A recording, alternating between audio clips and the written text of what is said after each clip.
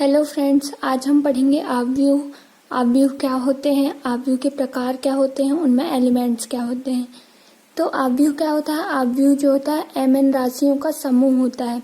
इसमें m पंक्तियां और n स्तंभ होते हैं। पंक्तियां किसे कहते हैं? ये जो क्षैतिज होती हैं ये क्या कहला जाएंगी? m पंक्तियां। और ये जो ऊर्ध्वाधर होती हैं ये क्या कहला जाएंगे? n स्तंभ। तो m पंक्तियां होती हैं इसमें और n कॉलम होते हैं। m और n की संख्या कुछ भी हो सकती है आव्यूह में, है ना। तो आव्यूह में एलिमेंट्स या आव्यूह के अवयव किन्हें कहते हैं? तो ये A11, A12, A13, AMN ये सब क्या कहलाते हैं? आव्यूह के एलिमेंट्स।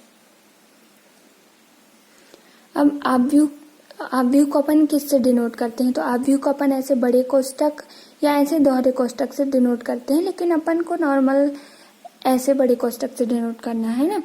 आव्यूह का संकेतन क्या होता है? आव्यूह को अपन किस तरह से लिख सकते हैं? तो इसको अपन कैपिटल A, कैपिटल B या किसी भी बड़े कैपिटल लेटर से इसको लिखना है। अब आव्यूह की विशेषताएं क्या होती हैं? तो आव्यूह में m रोज होती हैं, n कॉलम होते हैं और हर एक रो में n क्रमबद्ध राशि और m क्रमबद्ध राशि होती है। और आव्यूह में क्या होता है? mn क्रम होता है। ठीक है।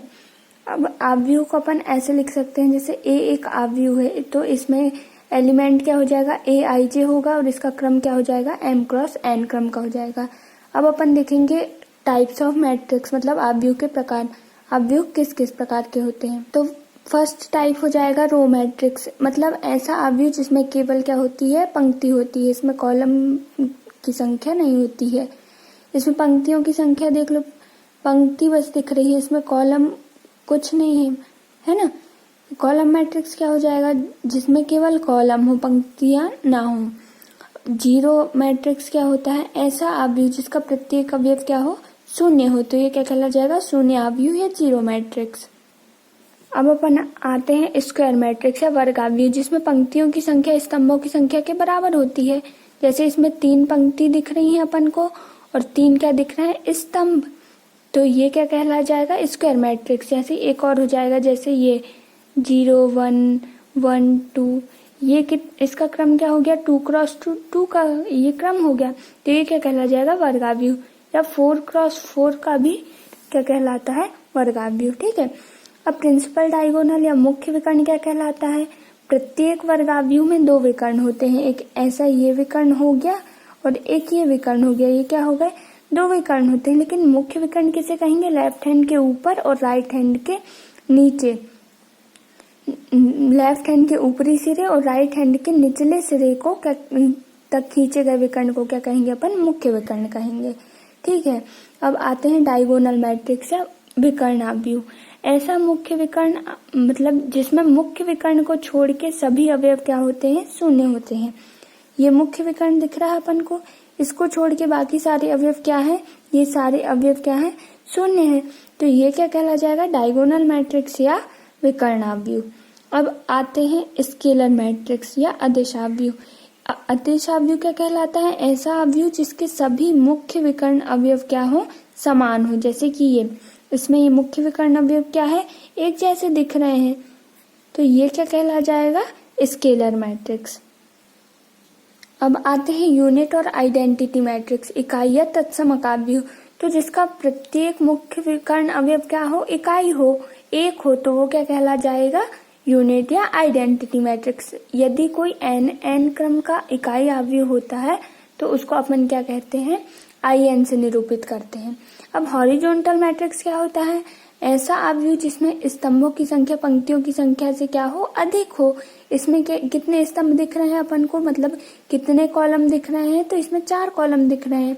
और रो कितनी दिख रही है? 2 दिख रही है। तो ये क्या कहला जाएगा? क्षैतिज आव्यूह या हॉरिजॉन्टल आव्यूह। अब आता है वर्टिकल मैट्रिक्स, मतलब वह आव्यूह जिसमें पंक्तियों की संख्या ज्यादा होगी और स्तंभों की संख्या कम होगी, तो वो क्या कहला जाएगा? ऊर्ध्वाधर आव्यूह। अब ट्रायंगुलर मैट्रिक्स क्या होता है? तो ट्रायंगुलर मैट्रिक्स त्रिभुजी आव्यूह कहते हैं। यदि किसी आव्यूह के मुख्य विकर्ण के नीचे अथवा ऊपर के सभी अवयव क्या हो? 0 हो, शून्य हो, तो उस आव्यूह को अपन क्या कहेंगे? त्रिभुजी आव्यूह। त्रिभुजी आव्यूह 2 प्रकार का होता है, एक ऊपरी त्रिभुजी आव्यूह और एक निचला त्रिभुजी आव्यूह। अब ऊपरी त्रिभुजीय अवयव क्या होता है, जिसमें कि मुख्य विकर्ण के नीचे के सारे अवयव क्या हो, शून्य हो, तो ये कहला जाएगा ऊपरी त्रिभुजावयव। और निचला त्रिभुजावयव जिसमें मुख्य विकर्ण के ऊपर के सारे अवयव शून्य हो, तो वो क्या कहला जाएगा, निचला त्रिभुजीय अवयव। अब आते हैं सिंगल एलिमेंट मैट्रिक्स, मतलब एकल अवयव अवयव, मतलब जिसमें केवल एक अवयव हो, जैसे इसमें B है, इसमें C है, इसमें 6 है, ये 8, ये सब क्या कहला जाएगा, सिंगल एलिमेंट मैट्रिक्स या एकल अवयव अवयव। अब आते हैं इक्वलिटी ऑफ टू मैट्रिक्स, दो अवयव कब बराबर होते हैं, जब उनके क्रम समान हो और जब उनके संगत अवयव समान हो। जैसे इसमें क्या है, इन दोनों अवयव की यदि अपन तुलना करें तो देखें तो इसमें क्रम क्या है, 2x2 का है, ये भी 2x2 का है, तो इनका क्रम समान है और इनके संगत अवयव भी समान है, तो अपन A बराबर भी लिख सकते हैं।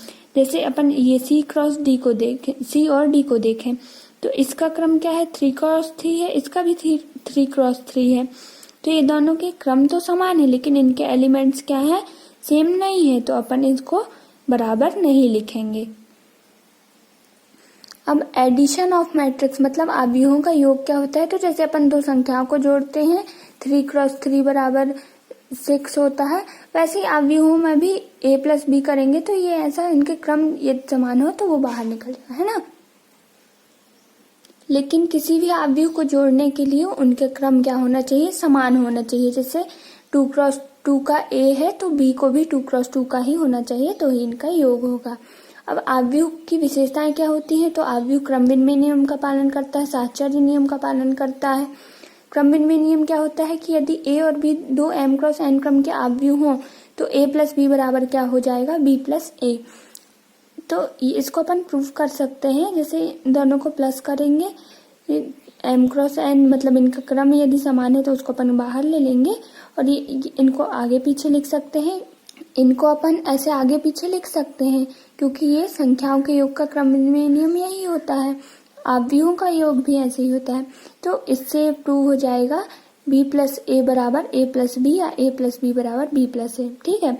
अब साहचर्य नियम, यदि A B C तीन m क्रॉस n क्रम के अवयव हो तो A plus B plus C बराबर A plus B plus C, ये हो जाएगा।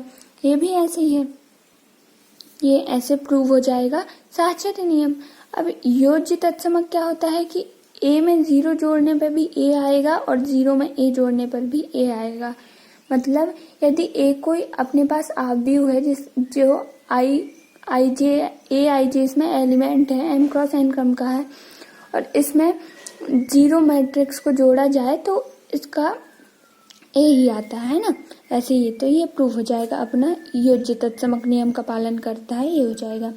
योज्य प्रतिलोम क्या होता है कि प्रत्येक अवयव A के लिए एक अवयव माइनस A इस प्रकार अस्तित्व रखता है कि A प्लस माइनस A बराबर 0 होगा और माइनस A प्लस A बराबर भी 0 होगा, तो माइनस A को अपन A का क्या कहेंगे, योज्य प्रतिलोम।